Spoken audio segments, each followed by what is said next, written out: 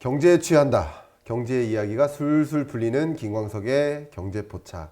김광석입니다. 반갑습니다. 오늘은요, 우리 경제포차에 찾아주신 술손님 오태민 교수님입니다. 안녕하십니까? 안녕하세요. 인사 한번 부탁드려도 될까요? 네, 불러주셔서 영광입니다. 반갑습니다, 여러분. 우리 오태민 교수님은 뭐 워낙 유명한, 어쩌면 비트코인 하면 대명사처럼 따라붙는 이름 오태민 이렇게 설명할 수도 있겠고, 뭐 한양대학교에서 비트코인 화폐 철학과 겸임 교수이시고, 또 우리나라에서 제일 잘 나가는 버스 회사죠.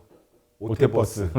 오태버스 주식회사 대표님이시기도 합니다. 오늘 경제포차의 안주로 올릴 책은 바로 오태민 교수님의 트럼프 시대의 지정학과 비트코인입니다. 제가 좀 본질적인 질문부터 드려봐도 될까요? 네. 저도 학교에서 이제 수업하다 보면 학생들이 가끔 이런 질문을 합니다. 선생님, 비트코인이요, 한순간에 종이 조각 될 수도 있는 거 아닙니까? 네. 이런 질문 저도 종종 받는데, 먼저 제가 그 질문을 교수님께 한번 드려보고 싶습니다. 어떻게 생각하십니까? 그 질문 진짜 많이 받았습니다. 지난 네. 11년 동안. 그런데 10년 전에도 비트코인이 뭐 가격이 30만 원대였거든요. 그때도 네. 질문을 했는데 30만 원짜리가 한순간에 0원이 되는 거는 굉장히 어렵다. 여러 단계를 거치게 된다라고 대답을 했거든요. 네. 근데 지금은 이제 1억 4천만 원이지 않습니까? 네. 1억 4천만 원이 한순간에 0원이 되기는 너무 어렵죠. 네. 그 과정에 여러 징후들이 나타납니다. 그렇기 때문에 0이 될 수는 없다. 불가능한 건 아니겠죠. 인간 네. 세상이 불가능한 건 없는데 그렇게 한순간에 되진 않고 자고 일어날 때 영원히 되진 않고 네. 여러 가지 징후를 우리가 알게 됩니다. 그러면 그때 되면 제가 알려드릴게요. 어떤 징후들이 있는지. 그러실까요? 그럼 한 5순간, 네. 100순간에 걸쳐서 0이 될 수는 있다. 이렇게 보실까요? 그렇죠. 몇 가지 아주 굉장히 어려운 확률로 이런 사건들이 일어나면 가능하죠. 혹시 실례가 안 된다면 네.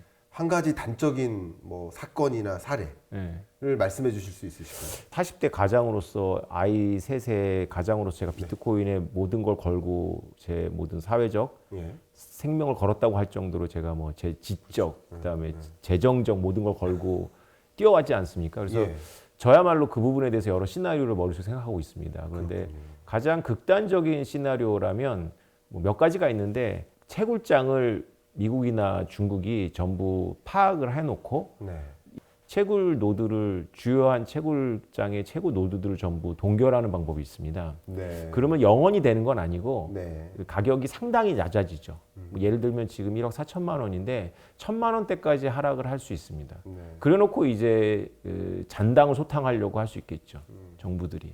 너무- 그러면서 이제 노드들을 다 모두 전 세계에 한 2만 개 정도의 비트코인 독립 노드들이 있거든요. 네. 그런 걸 만약에 거의 다 찾아낸다면 아마도 영원이 될 수 있겠죠. 사회적인 약속이 화폐의 의미라고 저는 받아들이고 있어요. 네. 어쨌든 지금은 비트코인을 하나의 자산 시장에서 얼마의 가치를 부여하기로 하자. 근데 그 약속이 계속 실시간으로 바뀌는 것뿐이죠. 네. 네, 그렇기 때문에 이게 가치가 한순간에 0이 된다라는 생각보다는 오히려 사회적으로 얼마의 가치를 부여하기로 하자 하는 약속에 따라 가격이 결정되는 것이다 라고 보기 때문에 0이 된다고 생각하진 않는다. 저는 이렇게 답변을 드리고 있거든요. 훌륭한 답변이십니다. 제가 뭐 여담이지만 지금 한양대학교에 비트코인 화폐 철학과라는 네. 과가 신설이 돼서 대학원이지만 제가 네. 이번 학기부터 옮겨서 거기서 강의를 하는데요. 네. 화폐 철학관으로 잘못 알려져 있어서 그 유튜브에 쇼츠도 있고 그런데 네. 그 교수하고 이제 학생들이 모여갖고 일주일 동안에 비트코인 투자 성적을 갖고 서로 토론하고 네. 다음 주에는 롱을 할 건지 숏을 할 건지 이렇게 그 기세가 기운이 어떤지 이런 거를 따지는 화폐 철학관이 아니고 네. 비트코인을 철학관이죠. 화폐 철학으로서 접근하는 건데 네. 이렇게 얘기를 했더니 오해들을 하는 거예요. 특히 이제 공학이 베이스인 분들이 네.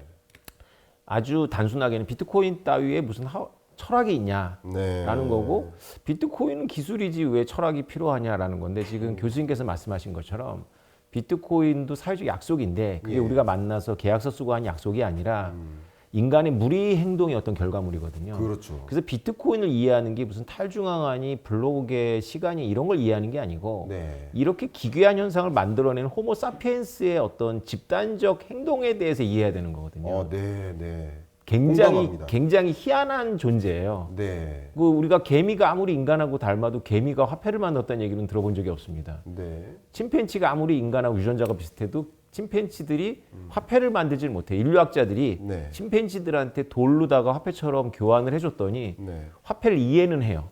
그런 네. 실험은 있는데 네. 스스로 창출을 못 하거든요. 네. 그래서 이 비트코인을 이해한다는 건 결국 호모 사피엔스의 독특함을 이해하는 거죠. 네. 그러니까 교수님 말씀대로 이 사회적 약속이라고 이제 사회학자들이 얘기하는 그거에 어떤 거는 이제 인문학으로서 네. 접근을 해야 되는 거죠. 뭐 여러 관점에서 봤을 때 이게 가치가 제로화 될 수 있는가? 제로화 될 수도 있겠죠. 그러나 기본적으로 저는 제가 보는 과정에서는 사회적 약속에 의해 가치가 결정되는 과정이라고 한다면 사회적으로 이것에 대한 가치를 인정하는 분위기가 더 조성되는 미래 사회 그런 경로로 간다면 가치는 더 올라갈 수도 있고 반대로 또 다른 부분도 해석을 해야 되겠지만 사회적으로 이것의 가치를 업신여기는 방향으로 흘러간다면 가치가 떨어질 수도 있지만 근래 약 10여 년 동안 지켜본 10여 년 동안의 경과 속에서는 가치를 더 인정해주는 방식으로 또 가치가 없다라고 폄하하던 사람들마저 이 투자에 참여를 하거나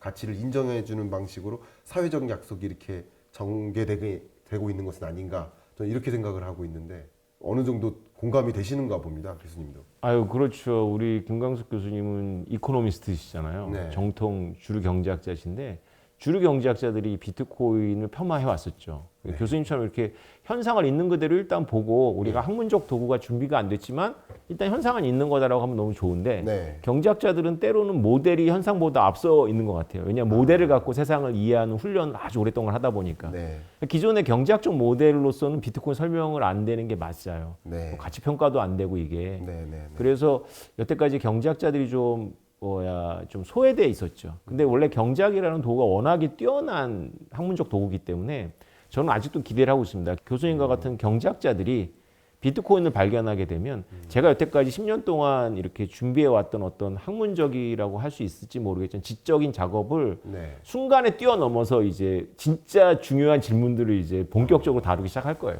그렇군요. 그런 의미에서 오태민 교수님 제가 자주 식사는 해왔는데 짠은 아직 못 해본 것 같아서 네. 짠 한번 하도록 하겠습니다. 네. 반갑습니다. 네, 감사합니다. 예. 저희가 피맥을 즐기니까 네. 피자 하나 드셔도 좋을 것 같습니다. 하나 네. 드시겠습니까? 알겠습니다. 네. 역시 피맥 참 맛있네요. 네. 사실 여러분 잘 모르시겠지만 에피소드 하나가 사회적 약속 얘기를 하는데 약속에 늦은 한 사람이 있어요.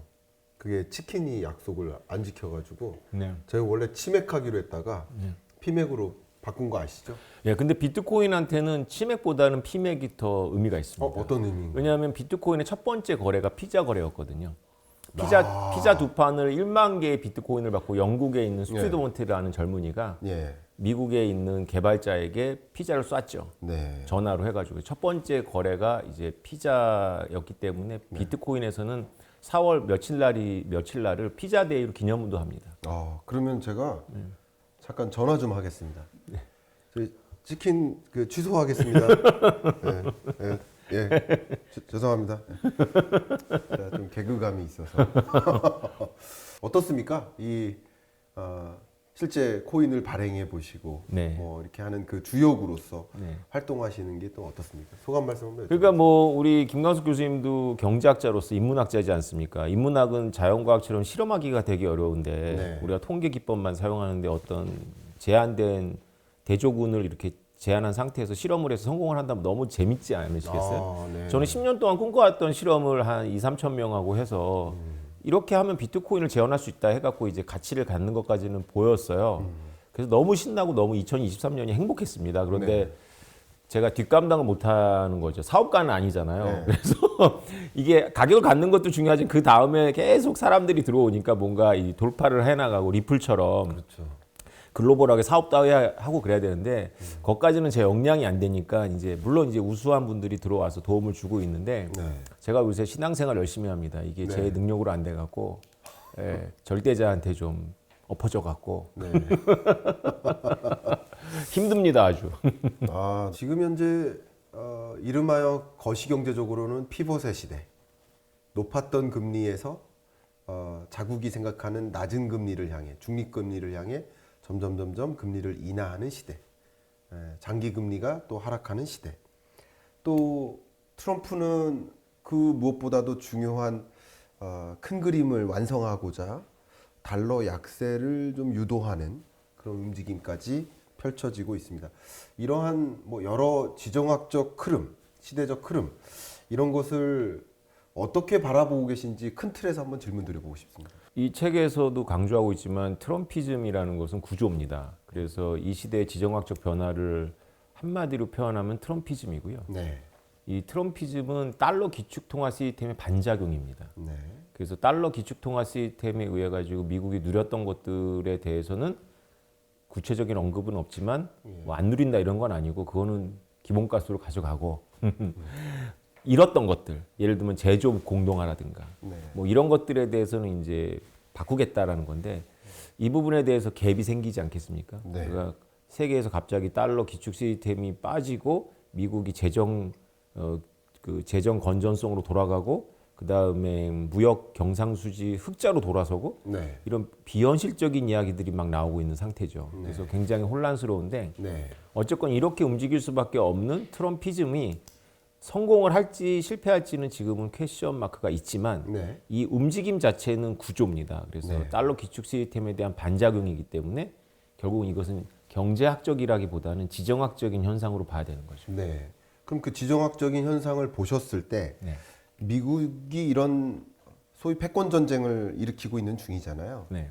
이 패권 전쟁, 이 전략이 정말 성공할 것이라고 보시는지 네. 그 부분 한번 질문 드리고 싶어요. 성공의 기준이 무엇인지를 일단 정의를 내려야 될 것 같아요. 네. 그러니까 기존의 지구촌이 기존보다 더 나아지느냐를 성공 여부로 보자면 그렇진 않을 거라고 보고 있어요. 네. 그러니까 트럼피즘이 성공하면 기존의 지구촌이 더 나아졌다. 여러 뭐 지표로서 그렇진 않을 거고 미국 입장에서 트럼피즘이 성공했을 경우에 미국이 트럼프를 찍었던 사람들이 중산층 중에 좀 소외된 사람들이라고 했을 때 이들의 어떤 삶의 질이 높아질 것이냐 그것에 대해서는 어느 정도 긍정적으로 답할 수 있을 것 같아요. 네. 성공한다는 전제에서는. 네. 근데 만약에 이것을 성공할 수 있느냐라고 물어본다면 그거는 제 영역을 떠나는 문제라고 보고 있습니다. 네. 왜냐하면 미국이 트럼피즘이 있으니까 거의 12년에 걸쳐서 2번이나 트럼프를 당선시킨 거지 않습니까? 네. 네. 그럼에도 불구하고 이거는 구조지만 이게 과연 지금 이 오랫동안 진행된 세계화 시대에 트럼피즘이라는 그 방향성이 맞는지 그래서 이것을 미국이 이 내진을 견디고 네. 이걸 버티면서 트럼프를 계속 지지할지 이것은 제 수준을 넘어서는 논인 것 같아요. 지금 너무 재밌는 말씀 주셨는데 내진이라는 표현을 하셨습니다. 네. 근데 저는 오히려 외진이 일고 있지 않나 하고 보고 있습니다. 제가 지정학으로는 뭐 잘 모르고 교수님께 많이 여쭤봐야 되지만 제가 지금 일어나고 있는 이 동태를 파악하기로서는 트럼프가 막 독야청청 모든 국가에 대해서 관세를 부과하겠다라는 식으로 움직이다 보니까 뭐 80억 인구가 트럼프를 싫어하기 시작했어요. 미국 국민 내진도 일어나서 뭐 트럼프에 반하는 이런 운동도 많이 일어나고 있지만 핸스오프라는 시위도 뭐 거대하게 일어나고 있지만 지금 두드러지는 현상은 이제 중국과 싸움인데 이 패권 전쟁의 대상인 중국이 또 나름 이것에 대응하기 위해서 중국이 예를 들어서 유로피언 국가들하고 또 그 밖에 뭐 브릭스 국가들하고 공동 대응을 하려는 움직임을 갖고 있지 않나 하고 저는 그림을 좀 확인해 보고 있는 중입니다. 특히 이제 조약으로는 CPTPP라든가 뭐 RCEP이라든가 이런 국제 메가 FTA 조약을 활용해서라도 그런 움직임을 일으키려는 모습으로 저는 보고 있습니다. 그런데 세계 GDP를 놓고 보면 미국 GDP가 대략 한 26% 정도 되니까 뭐 그러기는 어렵겠지만 뭐 20%가 살짝 안 되는 중국 또 22%가량 GDP를 차지하고 있는 EU 유럽 국가들 이들이 또 공동 대응하기 나서면 트럼프 입장에서는 사실 중국을 고립시키려고 했었던 전략이 자기가 스스로 고립되는 게 아닌가 하는 좀 당혹스러운 상황에 직면한 게 아닌가.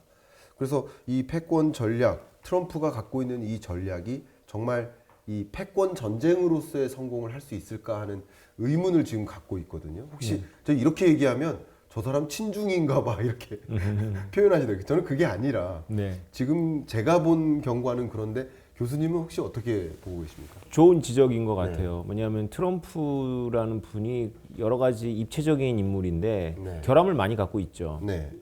그런데 제 책에서 강조하고 있지만 트럼피즘은 기본적으로 미국의 내부적인 역동성입니다. 그래서 미국이 가지고 있는 독특한 위상이 있는데 지정학적으로 위상도 되게 독특하죠. 단지 GDP로 표현할 수 없는 위상이라는 게 있습니다. 그렇죠.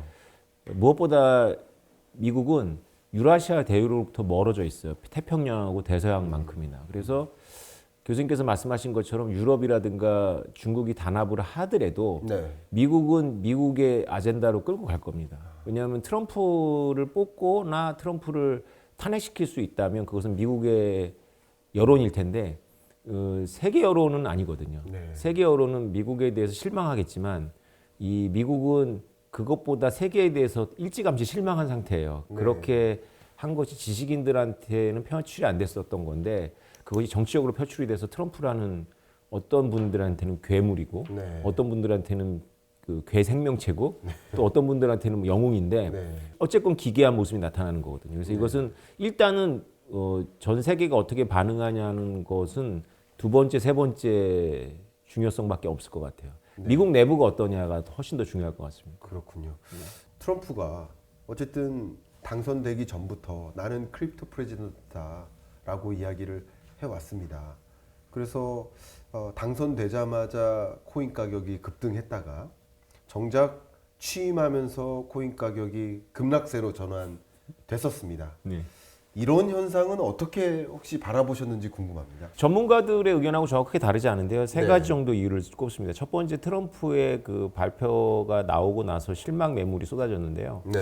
그 전략 비축 자산으로 삼기는 했는데 세금 중립적이라고 조건을 달았어요. 그 얘기는 뭐냐면 의회에 통과되지 않아도 되는 것들을 하겠다. 네. 그럼 결국은 수사에서 뺏는 것밖에 없지 않나 이런 네. 생각을 하니까 네. 그 양이 뭐 100만 개 택도 없겠다 이런 기대를 한 거고요.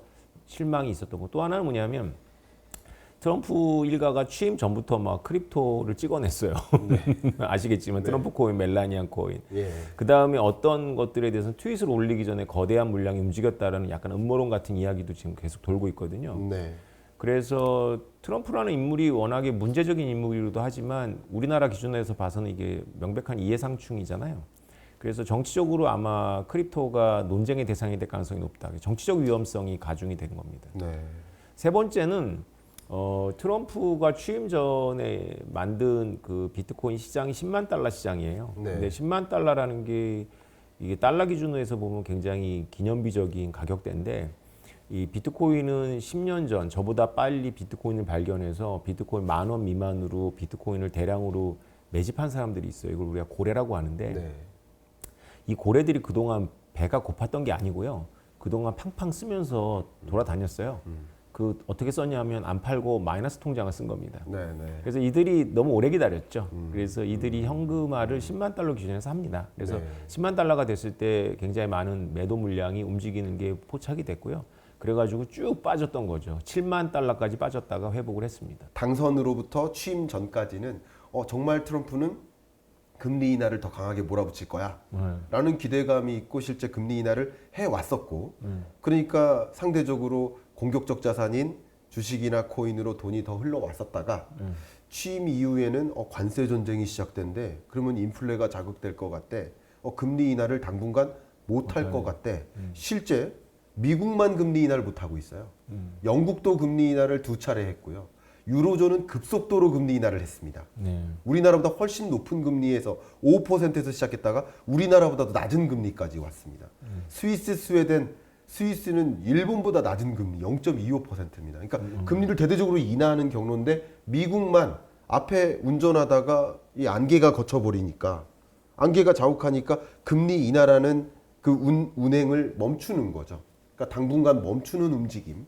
그 멈추는 움직임 속에서 당연히 이 유동성이 덜 투입이 되니까 조정되는 것이고 또 이제 관세 전쟁이 완화되는 국면이다라고 할 때는 금리 인하에 대한 기대감이 또 올라가는 구간이 오는 것이니까 그러니까 또 코인 시장이 같이 역작용하는 거예요. 이렇게 저는 거시경제적으로 보고 있습니다. 일단 달러하고 반대로 가는 거는 요새 아주 뭐 명확해 보이는 것 네. 같아요. 약달러가 시작되자마자 비트코인부터 회복이 됐거든요. 네. 오히려 나스닥이 헤매고 있을 때 비트코인은 건충 뛰어 올랐습니다. 2주 전부터. 네. 그래서 확실히 뭐 우리가 밀란 보고서 얘기를 안 할 수가 없는데 트럼프 정책은 약달러 고관세, 그 다음에 10년물 저금리 네, 뭐 네. 이렇게 가려고 한다라는 예. 그 움직임 속에서 트럼피즘을 봐야 되잖아요. 네. 그리고 스콧 베센트 재무장관이 그걸 또 얼마 전에 IIF 회의에서 확인을 했고, 네. 그래서 약달러 고관세 저금리 이 세 가지의 트럼피즘의 거시경제 정책이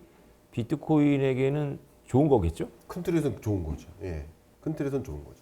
다만 제가 말씀드렸었던 것은 역시 취임 전과 후가 극명하게 다른 이제 V자 라인을 역 V자죠. 역 V자 라인을 그려왔었기 때문에 그 부분을 저는 그렇게 해석하고 있었습니다. 그러면 이제 정말 중요한 질문인데요. 이 비트코인을 논할 때 빼놓을 수 없는 것이 바로 반감기 아닙니까? 그렇죠. 예. 반감기의 개념을 이제 많이들 공유하고 계시겠지만 짧게나마 반감기에 대한 설명을 좀 해주시면 어떨지 부탁드립니다. 네, 반감기라는 용어는 원래 원자력 방사능 물질이 반감기죠. 근데 비트코인도 4년 동안 반으로 줄어드는 반감기가 있습니다. 네. 4년마다 비트코인 채굴량이 반으로 줄어듭니다. 처음에는 50개씩 나오다가 25개, 12.5개, 6.25개, 3.125개. 네. 지금 현재 3.125개가 나오고 있는 거고요. 예. 반감기 때마다 많게는 100배, 적게는 한 7배 정도 올랐습니다. 그래서 이번 올해가 작년 반감기 이후에 이제 1년이 되고 있는 시점부터 본격적인 불장이 시작되는데 트럼프가 두어 달을 앞당겼던 거죠. 네. 그래서 해리스 부통령이 됐을지라도 지금 이 가격일 거라고 이제 저는 이제 주장을 하는 거고요. 네. 안 가본 길이니까 마음 놓고 주장하는 겁니다. 트럼프는 이제 당선되면서 그 반감기 효과를 두어 달 정도 앞당겼습니다. 네. 그러나 이제 원래 비트코인의 생리상 지금 이 시점, 그러니까 작년 4월에 반감기였거든요. 지금 이 시점부터 미친 듯이 오릅니다. 근데 이제 덩치가 커지면서 이제 올라가는 상승률은 줄어들고 있어요. 네. 100배, 30배, 7배로 줄었습니다. 그래서 이번에는 2.5배 정도 보고 있는데요. 네. 2.5배 정도의 기준이 어디냐면 우리나라 돈 5천만 원, 6천만 원입니다. 그래서 네. 5천만 원, 6천만 원에서 2.5배니까 여러분 생각해 보시면 압니다. 어디가 이제 거품이고 어디 부분이 이제 천정이 되는지. 네. 근데 2.5배가 다 안 올라가기를 저는 바라고 있는 거죠. 네. 그렇게 일단 반감기를 이제 정의하고 계시고요. 반감기의 효과가 분명히 있을 것이라고 보고, 그리고 이건 이제 공급 측 요인을 좀 보신 거잖아요. 그렇죠. 또 수요 측 요인을도 본다면 또 줄어들 거라고 판단하기는 좀 어렵지 않을까요? 어떻게 보십니까? 이번 반감기 시장의 가장 큰 변수가 바로 수요입니다. 네. 그 수요가 바로 뭐 잘 아시겠지만 작년에 비트코인 ETF가 허용이 되면서 네. 미국의 기관 자금들이 많이 들어와 있고 이미 뭐 비트코인 기준으로 130만 개 정도가 ETF로 묶여 있거든요. 네. 물론 뭐 최근에 조정을 받으면서 좀 유출이 됐었는데 최근 1, 2주 동안 다시 순유입으로 바뀌고 있고요. 네. 다른 나라들도 아마 은행이나 이런 그 거대 기업들이 비트코인을 좀 일부 담으려고 할 거기 때문에 네. 수요가 그러니까 기존의 반감기는 완전히 공급 쇼티지가 나면서 일어났다면 지금은 이제 수요가 폭이 넓어지면서 반감기 효과가 좀 지연이 좀 오래 지속이 되는 효과가 있을 거라고 생각을 하고 있습니다. 네. 자, 그러면 이 비트코인에 대해서 이제 정리도 하고 비트코인 가격을 결정짓는 여러 변수들도 한번 들여다보고 그리고 반감기라는 공급 측 사이드와 수요 측면을 이제 고루 봤습니다. 그래서 결론적으로 뭐 어쩌면 뻔한 답변이 될 수 있겠지만 오를 거라고 보시는지요? 이걸 한번 질문 드려보겠습니다. 가장 궁금한 질문이 될 것 같아요. 그렇죠. 올해 적어도 아주 보수적으로 잡아도 2억까지는 가야지 이게 반감기 효과가 있었다라고 말할 수 있을 거예요. 우리나라 돈으로 2억입니다. 네. 달러 기준으로 15만 달러를 말하는데요. 네. 만약에 15만 달러 2억 원이 된다 그러면 저 같으면 팔 겁니다. 왜냐하면 그렇게 반감기를 땡겨 쓰면 그러니까 다 써버리면 이제 비트코인에는 반감기로다가 올라가는 것만 있는 게 아니라 반감기가 끝나면서 떨어지고 네. 상승 이후에 크게 떨어져서 겨울이 옵니다. 최소 1년이나 2년 가까이 굉장히 시장이 얼어붙습니다. 네. 그래서 그렇게 안 오르면 만약에 올해 2억까지 안 간다면 아마도 내년에 겨울이 오지 않을 텐데 예. 올해 2억을 넘어서 막 2억 5천만 원 되고 그러면 빨리 시장에서 나오시는 게 단기 투자자라든가 뭐 멀리 보지 않으시는 분들은 아마도 좋은 선택이 될 것 같아요. 그러니까 코인 시장도 사이클이 있다라는 관점에서 봤을 때 네. 단기간 안에 2억 5천까지 오르게 된다면 네. 또 그 투자자들이 수익 실현의 과정이 있기 때문에 그렇죠. 또 급격한 조정이 있을 수도 있는 것이다. 네. 또 그게 비트코인 시장의 특징 아니겠습니까? 그렇죠. 변동성이 좀 높은. 맞아요. 근데 다른 자산들하고 다른 게 있습니다. 비트코인은 가격으로 사람들이 이 실체를 인정하기 때문에 이렇게 가격이 지금 어제부터 좋았거든요, 다시. 근데 이렇게 좋을 때는 이거 자산이지 뭐 실체가 있는 것처럼 이제 인정을 해주다가 그렇게 해서 올랐다가 떨어지면 이제 피해자들이 생기지 않습니까? 비트코인은 그래도 뭐 좀 버티는데 비트코인과 같이 올랐던 알트코인들은 80%, 90% 자산이 없어집니다. 네. 그러고 나면 시장이 얼어붙어요. 그래서 그냥 사기다. 투기였다. 아무리 좋게 봐줘도 이런 식으로 해갖고 관련한 산업들이 굉장히 숨을 쉬기가 어려운 분위기가 만들어집니다. 그렇군요. 그리고 오르는 게 좋은 게 아니에요. 차라리 그냥 지난 트럼프 취임 이후처럼 조정받으면서 조금씩 슬금슬금 아마도 많은 분들이 비트코인 또 침체되는 줄 알았을 텐데 소리 없이 지금 다 10만 달러로 돌아왔거든요. 네. 이런 상태가 상당히 좋은 상태입니다. 네. 그러면 이제 투자 관점에서 한번 질문을 드려볼게요. 실제 뭐 투기성 논란도 있고요. 워낙 가격이 방금 말씀하신 것처럼 변동성이 심하고요. 그러니까 변동성이 심하다는 측면에서 이 해당 자산들과 다른 자산들과 비교했을 때 상대적으로 위험 자산에 아직도 해당된다라고는 생각을 합니다.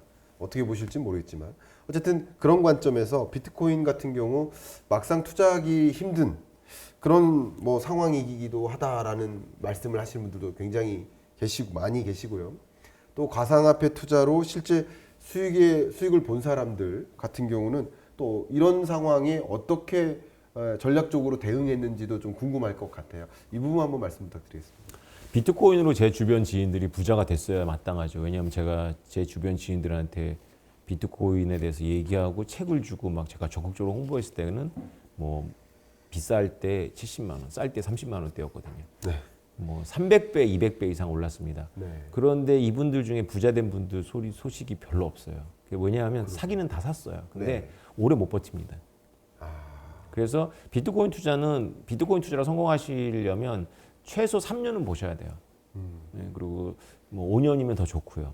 그리고 만약에 저보고 뭐 투자는 각자 선택이지만 저보고 당신이 책임질 수 있어 그러면 물론 책임 못 집니다. 근데 어느 정도 확신을 하냐 그러면 여러분들께서 3년이나 5년을 생각하신다면 어떤 자산보다도 큰 수익을 줄 겁니다. 비트코인 앞으로도 그 정도 열려 있는데요. 네. 만약에 1년 미만을 투자하신다 그러면 안 하시는 게 좋습니다. 특히 비트코인은 뭐 좀 난데 알트들은 막 일주일에도 막 10배, 100배가 가거든요. 네. 그런 거는 멀리 하시는 게 좋아요. 왜냐하면 이미 유명하지 않은 걸 했으면 그런 효과를 볼 수 있는데 여러분들 귀에 이 코인이 올랐대라고 했을 때는 이제 남의 그 자산을 현금화 시켜주는 도구로 여러분이 사용이 될 가능성이 높습니다. 그렇군요.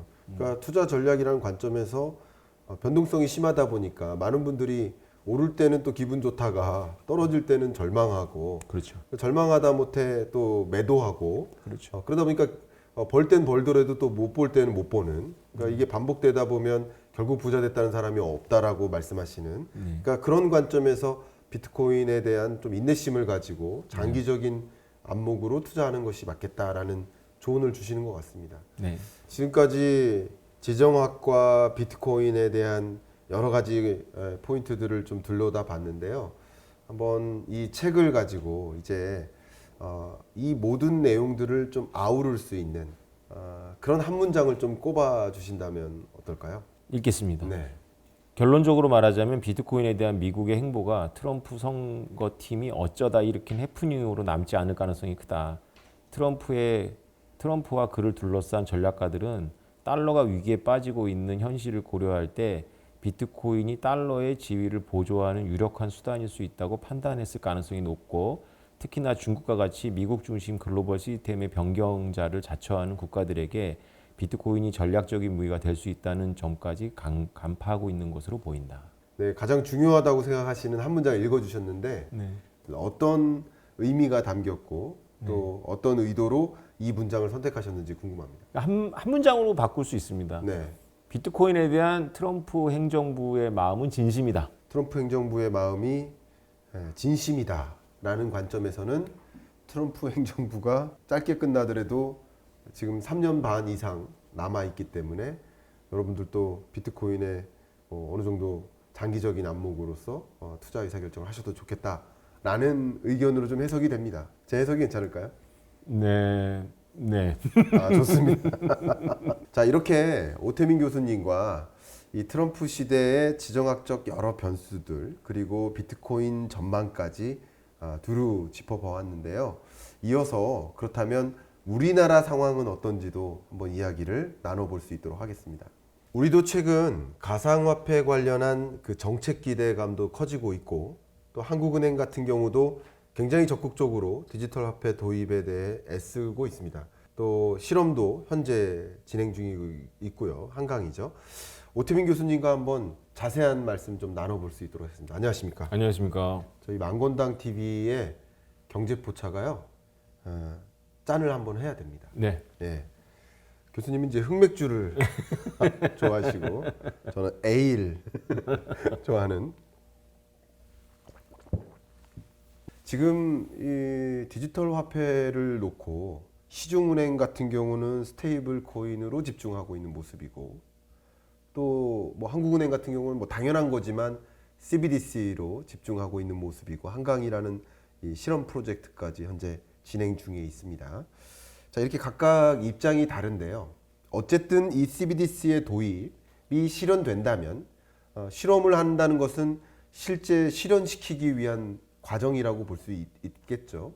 그러면 이 가상화폐 생태계가 혹은 우리 뭐 경제 전반에 걸쳐서 어떤 영향이나 변화가 있을지 혹시 생각 많이 해보셨을 것 같아서요. 그렇죠. 원래 CBDC는 뭐 좀 우리 비트코이너라고 하죠. 우리들은 좀 반대하는 관점입니다. 왜냐하면 CBDC는 그냥 크립토 이슈가 아니고 중앙은행이 전자화폐를 만들어서 국민 경제의 거시적인 경제 조작을 손쉽게 디지털로 하겠다라는 의도가 있는 거거든요. 그렇죠. 첫 번째 의도는 이제 그 모든 자금의 거래가 포착이 됩니다. 프라이버시 이슈가 굉장히 심각해요. 두 번째는 뭐냐면 마이너스 이자를 매길 수가 있습니다. 네. 이창용 총재도 이미 우리나라는 돈이 디지털화되어 있는데 CBDC가 갖고 있다면 갖고 있는 특징이라면 뭐 프로그램이 가능하지 않나라는 식으로 운을 띄웠어요. 그게 무슨 말이냐면 네. 이제 경제학자하고 이 얘기를 하는 게 너무 재밌는데 예. 우리가 재정 정책을 쓰거나 인플레이션 정책을 쓰는 게 이제 경기 진작을 위해서 쓰지 않습니까? 네. 중앙은행의 빚이거나 아니면 국가의 빚이 돼요. 그렇죠. 그런데 CBDC 주창자들이 가지고 있는 의도는 뭐냐면 돈에다가 프로그램을 넣어갖고 돈을 썩게 만들 수가 있습니다.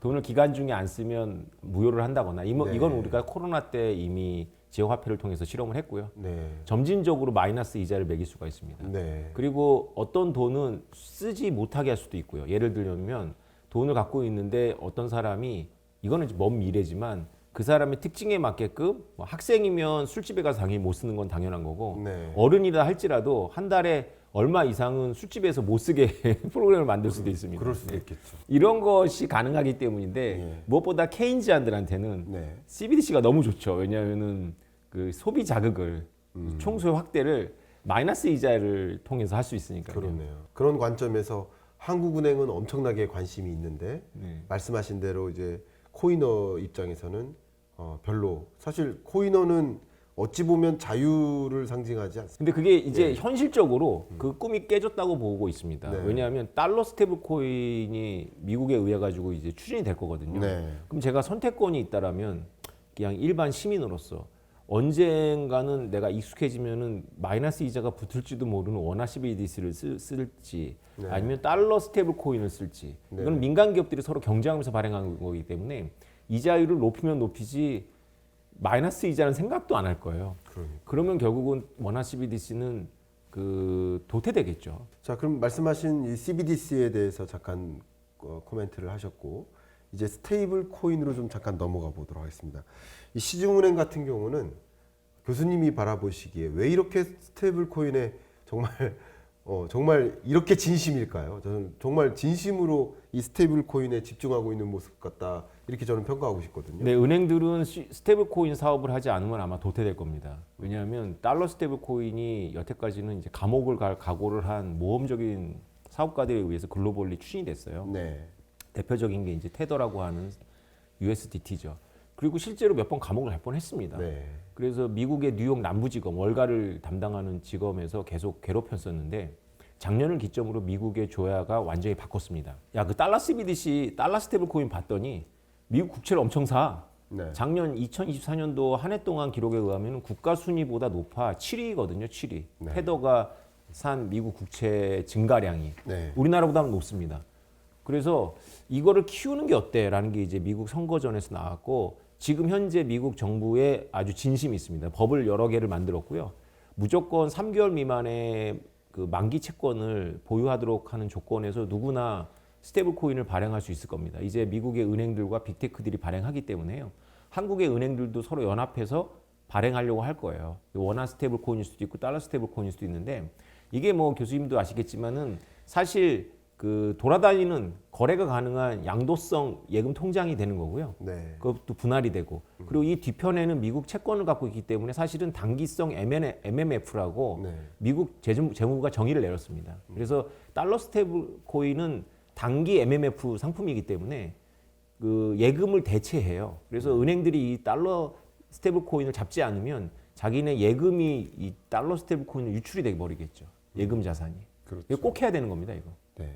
그러니까 시중은행 입장에서는 바로 그런 이유로 스테이블 코인을 고집하고 있고 추진하고 있고 또 한국은행은 또 한국은행대로 그 의도와 의지가 있기 때문에 CBDC를 추진하고 있는데 결과적으로는 어떻게 될까요? CBDC도 실제 실현이 되고 또 스테이블 코인도 많이 발행이 되고 그게 공존하는 세상이 펼쳐질 거라고 혹시 그림 그리시는지.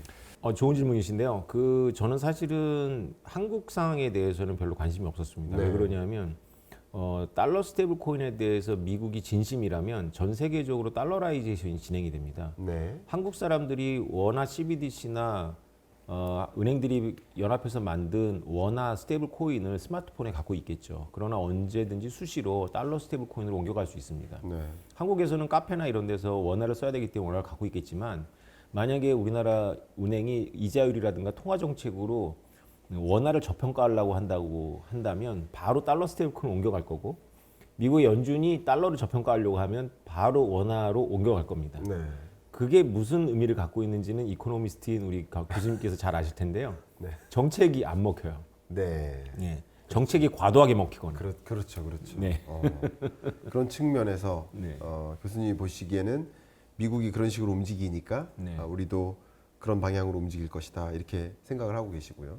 이게 대응 방식이 제가 아시겠지만 지난 계엄과 탄핵 사태 때 네. 그 여러 기회가 있어서 양당 우리나라 네. 주요 양당의 굉장히 그 높은 분들을 만나면서 이 얘기를 드렸어요. 왜냐하면 예. 이게 국가적인 현안이 될 거기 때문에 알고 계셔야 되고 맞아요. 대응을 하셔야 된다라고 했는데 제가 우려하는 대응은 원화 CBDC하고 원화 스테이블로 대응할까봐 진짜 걱정을 하고 있어요. 근데 제가 우려하는 대로 그 정도 수준에서 대응이 나오고 있는 겁니다. 현재. 네, 그래서 예. 달러 스테이블 코인에 대한 그 대응 방식으로는 원화 CBDC나 원화 스테이블 코인은 안 됩니다. 네. 그 이유가 뭘까요?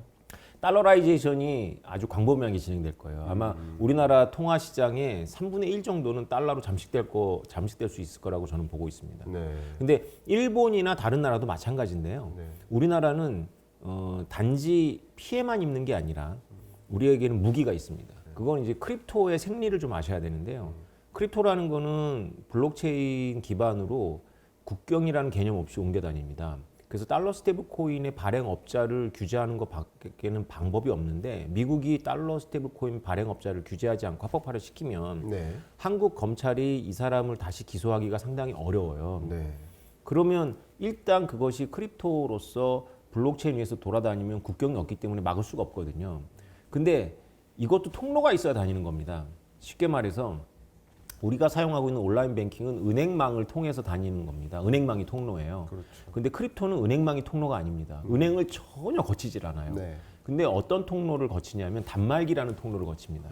단말기는 여러 가지가 있는데요. 스마트워치도 있고 그리고 뭐 타블렛도 있고 노트북도 있죠. 네. 근데 우리가 너무나 좋아하는 단말기가 있지 않습니까? 네. 스마트폰. 우리나라 특정 회사가 전 세계에서 스마트폰을 가장 많이 팔고 있고요. 국가적으로는 우리가 2위, 3위인데 네. 퍼센트율은 20%입니다. 네. 그래서 10대의 스마트폰이 팔리면 2대가 한국산이에요. 네. 이 스마트폰을 통해서 금융이 움직이는 게 스테이블 코인의 진정한 의미입니다. 그래서 우리나라는 비록 달러라이제이션에 의해 가지고 우리나라 원화의 영역이 많이 훼손이 되겠지만 우리는 미국 채권과 달러를 엮는 그 통로를 장악할 수가 있어요. 쉽게 말하면 우리나라의 특정 회사는 미국 국채의 최대 보유자가 될 가능성이 높습니다. 네. 이 얘기를 제가 그 회사의 임원을 만나서 얘기를 했어요. 네. 그때 눈이 둥그레지더라고요. 왜냐하면 그동안 바이든 정부 아래서 예. 너무 이 회사가 지정학적으로 시달렸던 거예요. 예. 그래서 제가 이렇게 유혹을 했죠. 만약에 이 스마트폰으로 과감하게 달러 스테이블 코인을 발행하면 미국 국채의 최대 보유자가 되기 때문에 미국이 못 건드린다. 그렇겠네요. 이거 건들 수가 없겠네요. 그렇죠. 그래서 이거를 우리나라 정치권들이 이해하는 게 너무나 중요합니다. 그러면 한국에 대해서 관세 전쟁 선포하기도 좀 두려울 수도 있겠네요. 이건 저의 생각인데 네. 경제학자는 어떻게 생각하는지 잘 모르겠어요. 네. 지금 우리가 임박한 지구촌 위기가 예. 핵 확산도 있고 기후 변화도 있지 않습니까? 예. 제가 보기에 가장 임박한 위기는 미국 국채 문제예요. 네. 미국의 부채가 36조 달러고 1년에 2조 달러씩 늘어나고 있습니다. 네. 그런데 미국의 국채 이자가 미국의 국방비를 넘어섰고요. 2023년도에. 그래서 이 문제를 해결하지 못하면 무역 항행의 자유가 없어지고요. 네. 항행의 자유가 없어지면 국제 무역이 없어지는 겁니다. 네. 중개 무역밖에 안 남아요. 네. 대항해를 통해 갖고 긴 바다를 원양 컨테이너 선이 다니는 이런 무역이 없어지는 겁니다. 네. 그래서 이 국채 문제를 해결하는 지금 구원투수가 바로 달러 스테이블 코인이에요. 그런 관점에서. 예, 왜냐하면 달러 스테이블 코인이 미국 단기 국채에 대한 최대 보유자가 될 건데 네. 단기 국채가 중요한 게 아니라 장기 국채가 중요하다라고 이렇게 모르시는 분들이 얘기를 하지만 경제학자들은 다 아시는 그 오퍼레이팅 트위스트를 통해 갖고 결국 장기 국채의 수요자도 미국 정부거든요. 네. 단기 국채 팔아서 사잖아요. 그렇죠. 그래서 단기 국채의 범퍼가 커지는 게 너무나 중요합니다. 미국 입장에서. 네. 그래서 이거는 인류가 지금 이 구조에서는 벗어날 수 없는 중요한 문제거든요. 네. 그래서 이 문제 해결의 솔루션의 하나로 지금 달러 스테이블 코인이 크고 있는데 이것과 가장 밀접하게 관련된 플랫폼을 갖고 있는 회사가 한국 회사라는 것이 우리한테 너무나 중요한 겁니다. 이거 굉장히 재밌는 이 패권 전쟁에서 그렇죠. 굉장히 중요한 키를 갖게 될 수도 있는. 근데 제가 지정학을 공부한 사람 입장에서 이제 이코노미스트한테 이런 말해서 죄송한데 아닙니다. 미국의 행정부에 있는 중요한 분들, 대통령이나 네. 재무부 장관이 중국이나 우리나라에 대해서 방위비를 올려라 여러 가지 말을 하는데 네. 안 하는 말이 하나 있어요. 저는 그게 너무 재밌는데 네. 미국 채권 사람 말 절대 안 합니다. 미국 채권 이렇게 중요한데 미국 채권 사람 말을 안 해요. 그게 저는 미국이라는 강대국의 마지막 가오라고 생각합니다. 이게 방송 용어인지 모르겠는데 네. 괜찮습니다. 이 가오예요. 그래서 진짜 의도는 예. 야, 채권 사. 근데 이 말을 하는 순간 너무 가오가 떨어지니까 이 스스로 알아서 할 때까지 막 패는 거예요. 그러니까 지금. 많은 국가들이 미국 채권을 좀 사줬으면 좋겠는데 그렇죠. 사지 않고 있고 오히려 사지 않고 있는 중국. 그러니까 미국 채권에 대한 매력도가 상대적으로 떨어지고 있잖아요. 그러니까 갖고 있는 보유자는 좀 매도 성향을 보이고 있고 잠재적인 매수자들은 매수 성향이 많이 줄어들고 있는. 그러니까 이제 국채 가격이 떨어지고 국채 금리가 치솟는. 이게 트럼프 입장에서 가장 아픈 부분이에요. 아픈 부분, 당혹스러운 부분. 예. 그런 부분들이 나타날 때마다 뭐 이렇게 신경질을 부리는 그렇죠. 거예요. 관세로. 강압적으로 관세 전쟁을 할 수가 예, 없는. 방위부로. 그렇죠. 근데 만약 우리나라 기업이 특정 기업이 미국 국채 중국을 앞서서 일본 앞서 최대 보유자가 된다 생각해 보세요. 어쨌건 그 통로가 되는 거거든요. 네. 그래서 이 얘기를 제가 정치가들 만나 설명하고 다녔던 겁니다. 네. 지난 몇 달 동안. 미국 국채를 정말 많이 보유한 하나의 기업이 발생한다면 우리는 지정학적으로 또 엄청난 파워를 가질 그렇죠. 수 있고 미국 입장에서 함부로 대할 수 없는 그럼요. 하나의 방향성이 될 수 있겠다. 그렇죠. 와, 이거 좀 재미있는 신선한 대주제가 등장했는데요. 그렇죠. 그래서 예. 조선업과 우리의 스마트폰이 우리나라의 미래고 살 길입니다. 스마트폰이 곧 디지털 금융의 허브고 네. 디지털 금융의 허브가 바로 인류가 임박한 최대 문제인 미국 부채 문제를 해결하는 국채 네. 콘두잇, 제 표현으로는 이제 통로거든요. 그렇네요. 국채 통로. 그러니까 말씀하신 대로 기존 우리가 이용하고 있는 통화는 이제 소위 금융망을 통해서 뭐 국제적으로 이제 스위프트망을 통해서 이동하는 것일 텐데 이 코인은 소위 말하는 폰을 통해서 디지털 디바이스를 통해서 이동하고 있는데 그 디지털 디바이스를 가장 많이 생산하는 기업 중에 하나가 우리나라에 있으니까 당연히 그러면 이제 미국 국채를 달러화된 미국 국채를 발행할 때 우리는 그걸 많이 보유할 수 있는 국가가 될 수 있다. 네. 한 가지 측면에서. 시청자의 이해를 돕기 위해서 말씀드리면 우리나라 국민들이 미국 국채를 보유하는 게 아니고 네. 이 폰을 사용하는 동남아시아 사람들, 아프리카 사람들, 남미 사람들이 미국 국채를 보유하는 건데 예, 본인들이 안 보유하고 이 폰이 담는 거죠. 그렇죠. 왜냐하면 스테이블 코인의 발행사가 이 폰이니까. 그러니까 네. 참 재밌는 접근인 것 같습니다. 자, 이런 정말 그 동안에 많은 분들이 경험하지 않으셨던 소위 스테이블 코인의 시대, 또 CBDC의 시대, 비트코인의 시대, 가상자산의 시대, 뭐 이런 시대로 이제 몰리고 있는데 제가 한 가지 좀 재밌는 본질적인 질문을 드려보도록 하겠습니다. 아마 이런 질문을 받아보신 적이 있을 거라고 생각은 되는데 금 가격도 치솟고 비트코인 가격도 치솟는데 그러면 둘 중에 하나를 선택한다면 무엇을 선택해야 되겠습니까? 혹시 이 질문 많이 받아보셨어요? 네, 많이 봤습니다. 그래서 한번 질문 드려봅니다. 나이가 많으신 분들은 확실히 금을 선호하시는 것 같아요. 네. 나이가 많으신 분들은 자기 시대를 살아온 것에서 성공 방정식이 있을 테니까 네. 금에 대해서 이렇게 믿고 들어가시는 부분이 있어요. 그래서 네. 지금도 세계적인 투자가들이 자산 시장이 다 붕괴되더라도 금은 살아남으니까 금을 사라라고 하는데 네. 비트코인 얘기는 안 하시더라고요. 근데 젊은 세대한테는 금이 너무 멉니다. 그리고 비트코인이 훨씬 더 우월하죠. 더 가깝죠, 그리고. 왜냐하면 진짜로 전쟁이 나면 금은 못 들고 나갑니다. 비트코인은 아무 상관이 없죠. 그러니까 결국 이제 세대 교체가 되는 과정에서는 네, 오히려 금보다는 코인이 그렇습니다. 금의 자리를 대체할 수 네. 있겠다. 이런 뷰를 갖고 계시고요. 네. 그러면 이 질문도 한번 또 본질적으로 들어보겠습니다. 비트코인을 디지털 골드다라고 이렇게 표현하는 문장 많이 보셨을 겁니다. 그럼요. 이 부분에 대해서 공감하십니까? 제가 뭐 더 붙일 말이 더 많이 있지만 네. 일단은 동의를 합니다. 그러면 동의를 하신다면 붙일 뭐 디지털 골드라는 앞에 붙을 형용사를 좀 생각해 보신다면 어떤 붙일 말씀을 또 해주실 수 있어요? 국경 없는 디지털 골드다 이렇게. 국경마저도 없는 네. 디지털 골드다. 전쟁이 났을 때 들고 나갈 수 있는 네. 디지털 골드다. 국경만 없는 게 아닙니다. 질량도 없습니다. 질량도 없고 또 우주 시대에는 또 우주로까지 갖고 갈 수 있는. 그렇죠. 근데 위험 자산 맞지만 이 극단적인 위험 자산이 상대적으로 안전 자산화됐다. 네. 그러니까 100의 레벨에 있던 위험 자산이 90의 레벨로 혹은 80의 레벨로 안전 자산화된 것은 있다. 네. 그래서 이 안전 자산화되는 경로 속에서 안전 자산인 금값이 오르는 동안 코인 가격도 같이 오르는 경우가 있었다. 네. 저는 이렇게까지 보고 있습니다. 그래서 혹여나 제가 이렇게 이 자산 시장의 성격을 구분해 놓고 본다면 비트코인을 디지털 골드라고 이름하기에는 상당한 어색함이 있지 않을까. 네. 저는 이렇게 보고 있거든요. 네, 지금까지 그리고 앞으로 상당 기간 동안은 교수님 분석이 맞을 것 같아요. 그런데 그렇습니까? 예. 그 성격이 변할 겁니다. 교수님 말씀대로. 그거마저 성격이 변한다. 네, 왜냐하면 우리가 다 알다시피 안전과 비안전에 대한 그 구별도 있지만 네. 또 하나 이 안전과 비안전하고 비슷한 개념인 상관관계, 비상관 자산이라는 개념이 있지 않습니까? 네네. 이미 크립토, 특히 비트코인은 비상관 자산에서 굉장히 중요한 자산을 꼽히고 있어요. 네. 아시다시피 말씀하셨던 골드가 전통적인 골드가 바로 그 비상관 자산의 대표 주자거든요. 네. 얘는 뭐 현금, 캐시플로우도 없어. 네. 뭐 수익도 안 나. 그리고 그 금고 안에 있어야 돼. 그런데 자산시장 요동칠 때 얘는 그래도 가장 그 기준점이 된단 말이죠. 비트코인도 그런 성격이 있어요. 물론 그 기준점이 되기에는 너무 요동을 치는 면이 있는데 네. 다르게 움직인다는 점에서 그런 성격이 있는 거고 우리가 지정학적인 관점에서 한국인들이나 미국인들이나 일본인들한테 비트코인이 저는 안전하지 않은 자산이라는 말보다는 아까 교수님께서 일부에서 쓰셨던 네. 공격적인 자산이란 말에 너무 이렇게 땡기는데 네. 공격적인 수익형 자산이에요. 네. 수익을 내기 위해서. 그러니까 내 자산을 보호한다는 개념보다는 수익을 내기 위한 자산이죠. 미국이나 한국이나 일본에게는. 그런데 터키 국민들이나 아르헨티나 국민들한테는 이 비트코인이 안전합니다.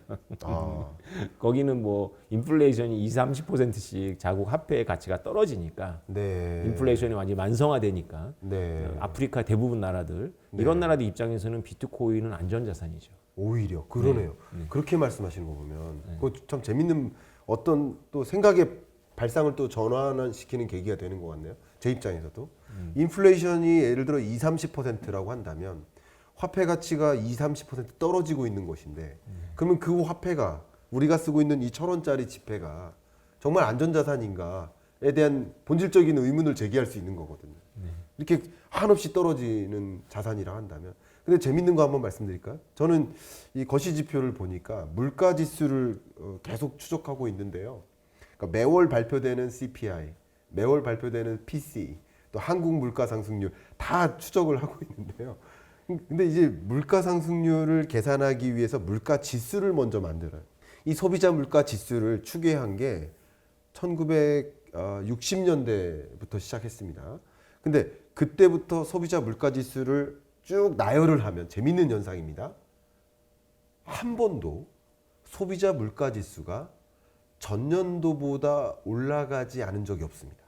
예를 들면 IMF 외환 위기가 발생하거나 글로벌 금융 위기가 발생하거나 우리나라가 팬데믹 때처럼 역성장을 하거나 뭐 이런 일들이 있을 때는 그때도 경제 규모가 전년보다 쪼그라드는 구간이었는데도 소비자 물가 지수가 올라가요. 계속 올라가기만 했고 다른 말로 소비자 물가 상승률이 마이너스를 기록한 적이 없다는 거예요. 연간 기준으로.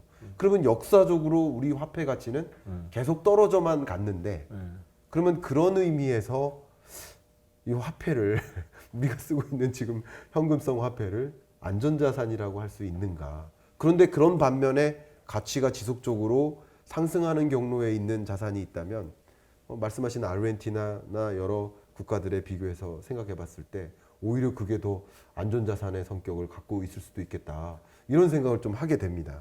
그러니까 비트코이너들이 이제 경제학자들의 예봉을 피하기 위해서 아르헨티나 이야기를 드는 거고요. 네. 사실은 달러를 욕하죠. 왜냐하면 훌륭한 이코노미스트들이 생각하는 이상적인 인플레이션율이 2% 아닙니까? 네. 2%라는 인플레이션을 복리로 계산하면 달러 가치가 반이 되는데 35년밖에 안 걸립니다. 네. 네, 그래서 네. 이상적인 경우에 네. 네. 이상적인 경우에도 이상적인 돈인 달러가 35년이 지나면 반이 되는 거거든요. 네. 우리가 어렸을 때 새우깡 네. 하나가 200원이었습니다. 네. 지금 3,000원 얼마예요? 예. 그렇게 비싸졌습니까? 네, 새우깡이. 다음엔 새우깡으로 맥주 한잔 하시는 걸로. 네. 특정한 브랜드를 얘기한 거는 우리가 새우깡은 아주 오래된 과자니까. 그럼요. 네, 장수 그거는, 예. 한 거니까. 저는 보통 명사입니다. 그렇습니다. 브랜드가 아니라고 생각합니다. 그 제가 200원짜리 새우깡을 살까 말까 막 고민을 많이 했던 가게 예. 앞에서 예. 그런 어렸을 때 추억이 있는데 네. 예, 지금도 편의점 가서 고민을 해. 이거 3,000원 주고 사야 돼. 그만큼 물가는 매년 올라온 거고 네. 돈의 가치는 매년 떨어져 온 것이죠. 그런 관점에서 교수님하고 이제 코인 얘기를 하다 보니까 저 경제 전반을 가지고 다루게 되는 것 같습니다. 참 재밌는 것 같습니다. 자, 이제 이런 질문 꼭 드려보고 싶습니다. 얼마 전에 이 스페인 그리고 포르투갈 이 정전 사태가 있었지 않았습니까?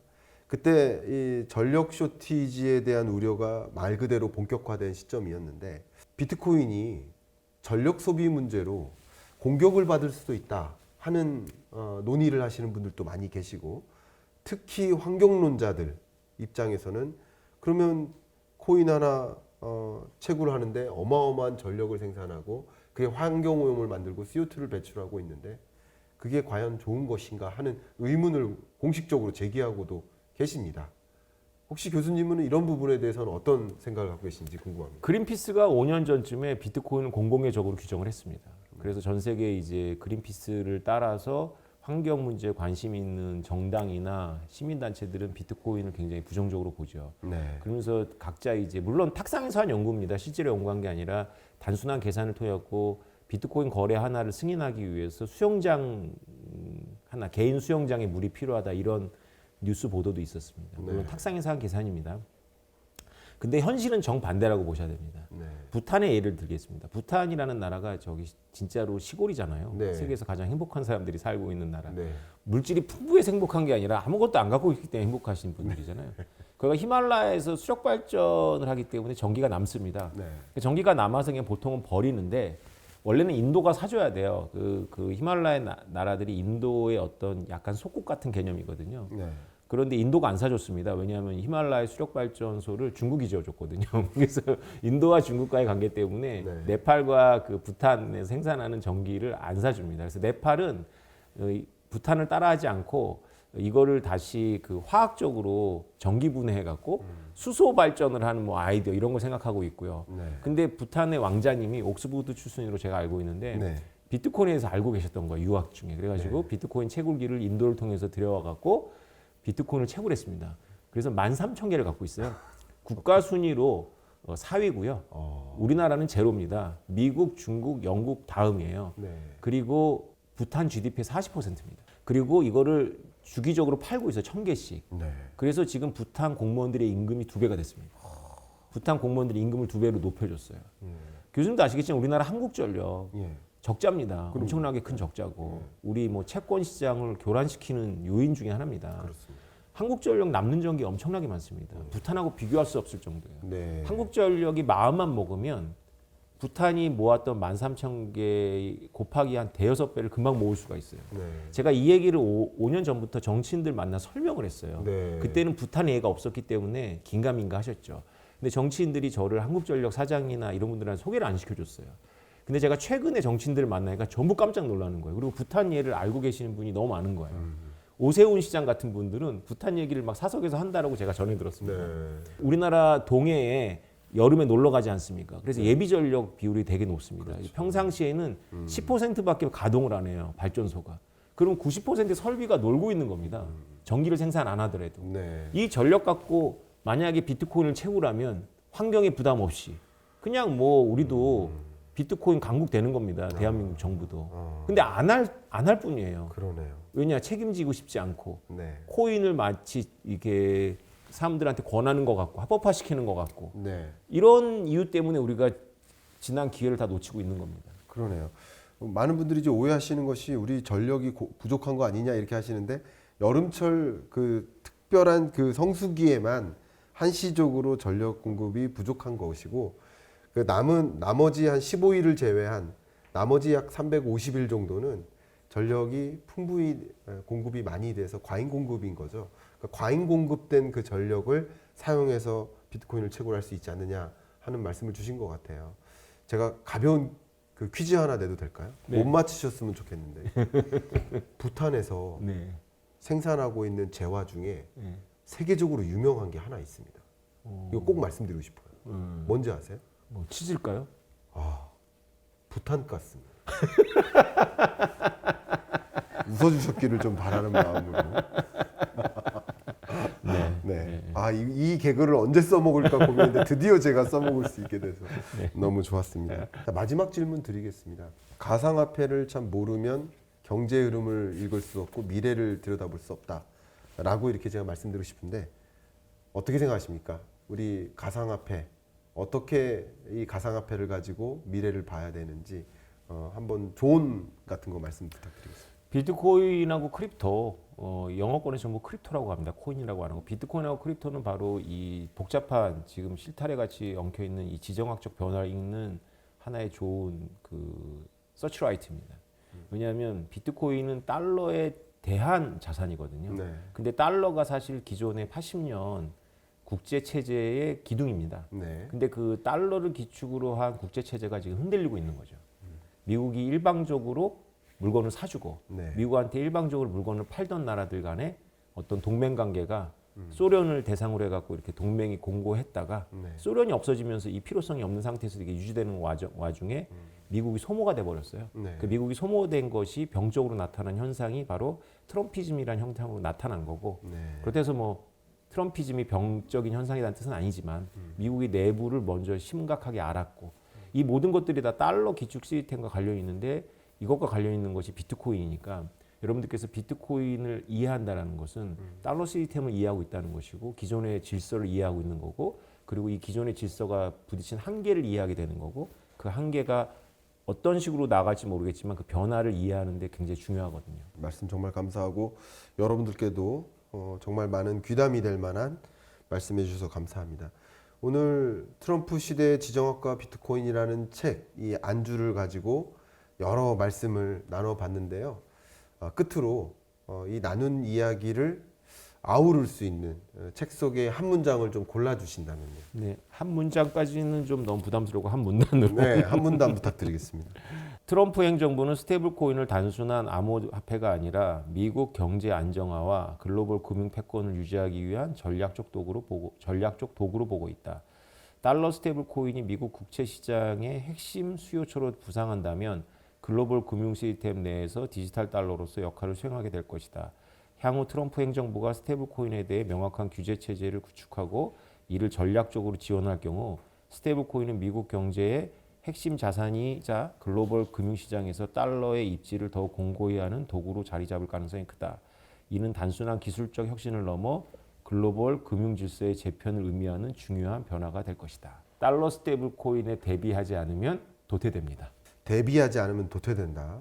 그러니까 우리가 한 단계 나아가기 위해서 이걸 보는 게 아니라 적어도 도태되지 않기 위해서라도 우리는 트럼프 시대의 지정학과 비트코인이라는 책을 일독해야 되지 않나 하는 의견을 여러분께 공유해 드리면서 오늘 이야기 마무리할 수 있도록 하겠습니다. 감사합니다. 감사합니다. 네.